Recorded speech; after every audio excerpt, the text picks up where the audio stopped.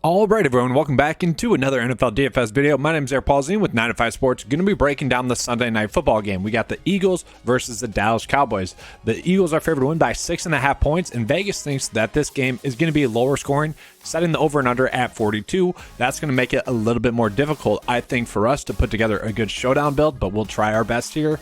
There is one lineup path that I like decently. You are putting some risk out there with the lineup, but it could work. So we'll get into that here. But first, guys, if you enjoy this coverage, make sure to give a like and subscribe. That does help out the channel a lot. All right, so I'm going to start off with the Eagles because I think they're going to be the easier of the two teams to predict. Obviously, Jalen Hurts has been playing pretty phenomenal this whole season. He had one random bad game against the Jacksonville Jaguars, and that just turns out that the Jaguars are a little bit better on defense than everyone would have predicted, okay? Still kind of struggling in that game. Other than that, though, over 20 DK points in every game thus far. Going against the Dallas Cowboys, they have been a pretty impressive defense as well, but I still think Jalen Hurts will be able to get to 20 DK points. I want to put him in my flex, though, for now. If we can afford to put him in the captain spot, that's great. You know, we'll love that because I do feel like we are going to be locking in 20 DK points, and he's about the only player that we can say that for. From there, I do like Devonta Smith the most, just price point-wise, value-wise. He's someone that I think we can work into the captain spot as well, just given the price point. We can see a few of the games he's went for over 10 targets, and then some other ones he's kind of had duds against the Detroit Lions, which was kind of random looking back on it now because the Lions are a team that we've been targeting a ton. And then against Jacksonville, where Jalen Hurts also struggled, he struggled. But 3 out of the 5 weeks, he's been pretty good. And then, 1 week he broke the slate against Washington. That was awesome. But I do think he's going to be able to get to 15 DK points. And so for me, he is a starting point. I do also like Miles Sanders, who Miles Sanders saw 74% of the snaps last week. He is currently seeing over 60% of the RB snaps there for the Philadelphia Eagles. And we are seeing that he's going to get some goal line work. He can score a touchdown, which to me is going to be appealing. Now, is he a lock and load play? No. He is not. He's a play that you could come off of in certain builds. If you're making one build, though, it is going to be tough for me not to end up on him because if you look at like Tony Pollard, Zeke, and Miles Sanders in that sense, like I think Miles Sanders is going to be the safest of the running back plays on this slate. So I do like playing him.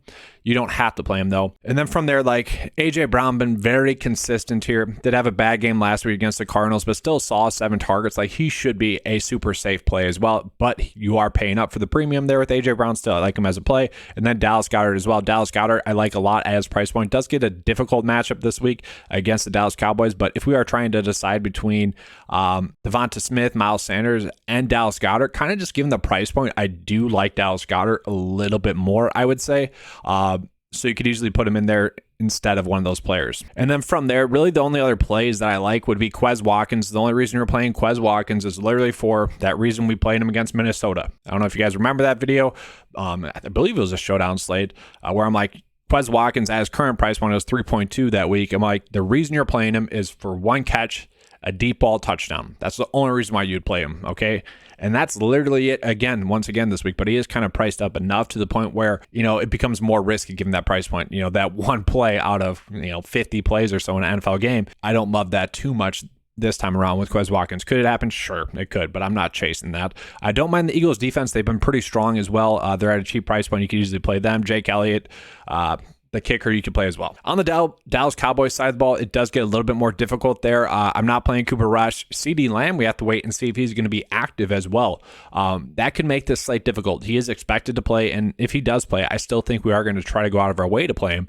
But just how effective is he going to be if he is playing through an injury? That's the question. They are going to try to run the ball. Okay, they've been playing JP Hendershot at tight end a lot more because he's more of a blocking tight end. He only has like 1 target on the year. Okay, and he saw like 68% of the snaps last week, and that's because they want to establish the run. Okay.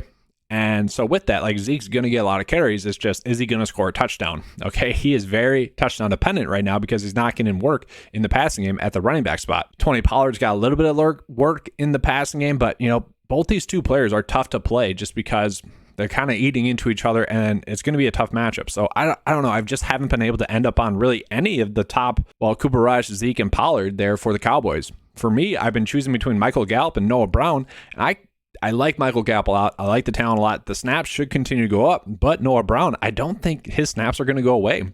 He still saw more snaps than Michael Gallup last week. Michael Gallup only saw like 52% last week, and that's kind of strange because 2 weeks ago, his first game back, he saw 65% of the snaps. Noah Brown still saw 70% of the snaps last week, so the chances are that Noah Brown's snaps are going to continue to be there. And if the Dallas Cowboys are playing from behind, like Vegas is saying, then Noah Brown is a very, very interesting play. Okay, and if he's playing 74% of the snaps at that price point, that's a price point that I like a lot. Dalton Schultz, you can play if you want to.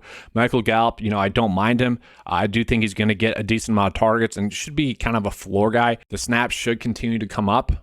It's just tough to play, honestly. And then from there, I don't really like any of them. Maybe Brett Maher you could play. Jake Ferguson played a lot of snaps last week, but I still don't really want to chase that. So, this is kind of the core of my builds. It's really, can I fit CeeDee Lamb or Miles Sanders into my builds? That's really the only question I'm asking myself. So this is a lineup that I decently like because I do think the Eagles defense is going to do pretty well today.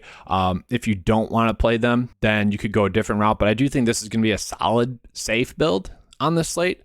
Let's say 6 DK points from Eagles, 10 DK points, 10 DK points, 8 DK points, 20 DK points, 12 DK points. It's a nice, solid, safe floor. It should be able to cash, and that's why I like it. And then this is just kind of a different version of that same build thought process here. Noah Brown in the captain spot. I don't love that too much, but then you are able to fit Michael Gallup in there, and then you don't have to play Eagles defense. So that's really the question. It's are the Eagles defense going to do well enough to be in a profitable lineup for the Thursday Night Football game? All right, that's all I have for you guys. It was a quick, simple, easy video. Hopefully this helps you guys out for the Sunday Night Football game. If it does, please give me a like, subscribe. That does help with the channel a lot. Let's have a good slate. And as always, guys, let's keep cashing.